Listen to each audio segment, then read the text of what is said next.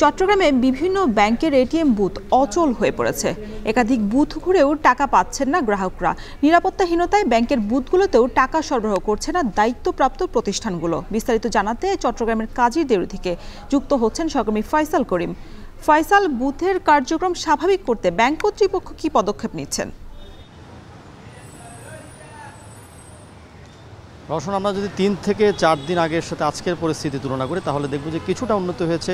বুথকে ঘিরে যে সংকট ছিল সেটা কিছুটা কমেছে বলে আমরা দেখছি। তবে এখনও কিন্তু চট্টগ্রামের বিভিন্ন এলাকায় আমরা ঘুরে যেতে দেখেছি যে আসলে বুথগুলো থেকে গ্রাহকরা যেই আশা নিয়ে আসছেন অনেকে কিন্তু ফেরত যাচ্ছেন, এবং নির্দিষ্ট ব্যাংকের যারা গ্রাহক আছেন তারাই শুধুমাত্র নিজস্ব কার্ড দিয়ে এখান থেকে তুলতে পারছেন। যারা অন্য ব্যাংকের গ্রাহক তারা আসলে মূলত তাদেরকে ফেরত যেতে হচ্ছে। এবং আমরা ব্যাংক কর্মকর্তার সাথে কথা বলেছি, 3 থেকে 4টি ব্যাংকের কর্মকর্তার সঙ্গে কথা বলে যেটি বুঝেছি তারা আসলে এটি নিয়ে কোনো সদুত্তর দিতে পারছেন না।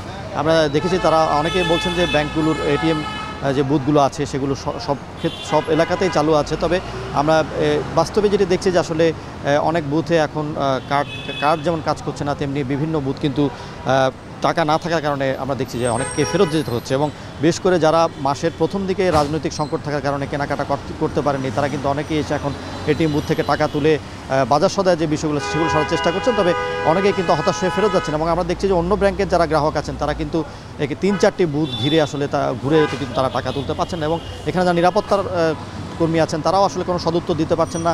কেউ বলছেন যে এখান থেকে এখন 20,000 টাকা তোলা যাচ্ছে, আবার কেউ বলছেন যে 1 লাখ টাকা পর্যন্ত তোলা যাচ্ছে। তবে গ্রাহকরা আসলে এক ধরনের বিভ্রান্তিতে আছেন, এক ধরনের সংকটে আছেন। তাদের কাছে কোনো উত্তর তারা পাচ্ছেন না যে আসলে কবে নাগাদ এসব বুথের যে সংকট সেটি দূর হবে। এবং এই মূলত আসলে নিরাপত্তাজনিত কারণে আমরা যেটি দেখছি যে বুথগুলোকে ঘিরে দীর্ঘদিন ধরে একটি সংকট আছে।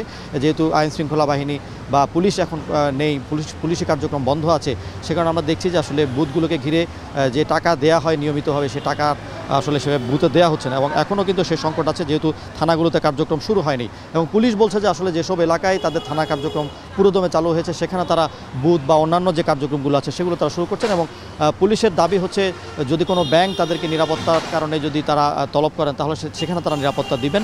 তবে এখনও আমরা যেটি দেখছি যে আসলে বাস্তবে অনেক গ্রাহক কিন্তু কমে গেছে বুথগুলোকে ঘিরে, এবং অনেকেই কিন্তু আসলে ফেরত যাচ্ছে। এবং কবে নাগাদ আসলে বুথের সংকট দূর হবে এটি নিয়ে কোনো সদুত্তর কর্মকর্তাদের কাছে নেই। রওশন। চট্টগ্রাম